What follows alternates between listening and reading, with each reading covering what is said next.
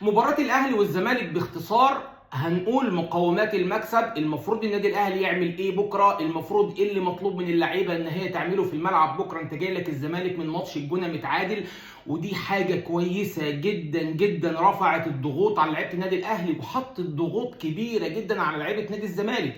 فلازم النادي الاهلي يعني يقتنص الفرصه، لازم لعيبه النادي الاهلي يبقوا كفاءه كبيره جدا في الملعب. هنتكلم عن الفنيات اللي ممكن يلعب بها النادي الاهلي والتشكيله اللي هيلعب بها النادي الاهلي، وهنتكلم عن كل شيء.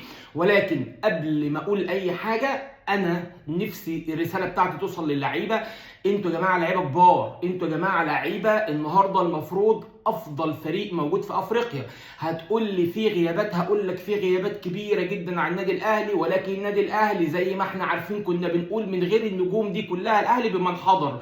فما بالك لما يبقى عندك كميه النجوم دي كلها، عندك تريزيجيه واشرف بن شرقي وعندك محمد علي بن رمضان وعندك لعيبه وعندك محمد شريف وعندك لعيبه كبيره جدا. فما ينفعش النهارده ان انت تأدي الاداء اللي فات في الثلاث اربع خمس ماتشات اللي فاتوا. النادي الاهلي يعني بدايه سيئه جدا جدا في الدوري.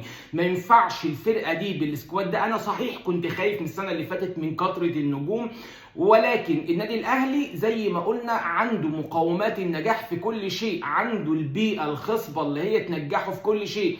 فما ينفعش النهارده نقول ان احنا نطلع من ماتش بكره غير واحنا كسبانين. طب ايه مقومات المكسب من وجهه نظري؟ مقومات المكسب من وجهه نظري ان الكابتن عماد النحاس ما يلعبش كلاسيكي، يعني ما يحطش كل واحد في مكانه وكل واحد في مركزه. لازم يبقى فيه لا مركزيه في الملعب، لازم يبقى فيه تنويع من اللعب. يعني احنا النهارده لما نشوف تاني ثنائيه مروان عطيه واليو ديانج ومحمد علي بن رمضان، طب احنا استفدنا ايه من التامين الدفاعي الكبير؟ ما احنا بيدخل فينا اهداف، يعني جت فينا كميه اهداف كتير. فانت النهارده ما ينفعش ان انت تلعب بنفس النمط، بنفس طريقه اللعب، بنفس كل شيء. ما ينفعش.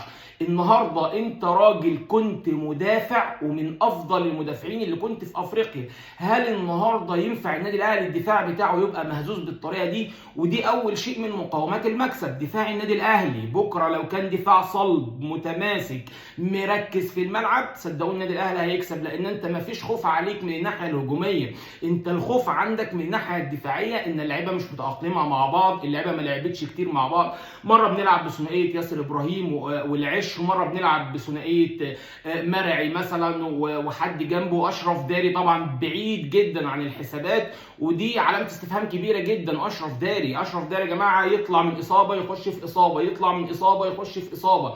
مش هنقول غير ربنا يشفيه.